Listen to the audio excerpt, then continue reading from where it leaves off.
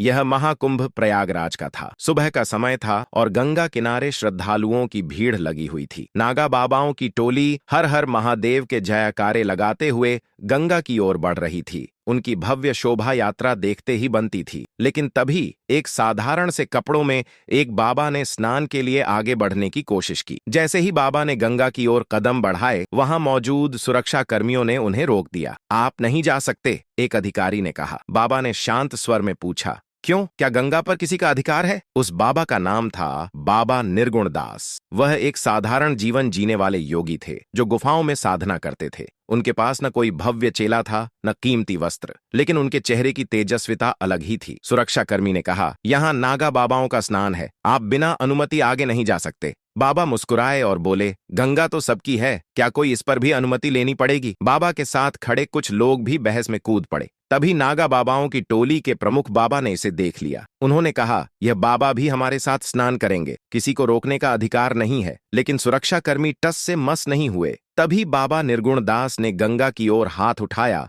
और कुछ मंत्र पढ़े। अचानक गंगा की लहरें तेज हो गईं। ऐसा लगा जैसे गंगा खुद उन्हें बुला रही हो। लोग हैरान रह गए। जो पानी ठहरा हुआ था वह बाबा की ओर बढ़ने लगा।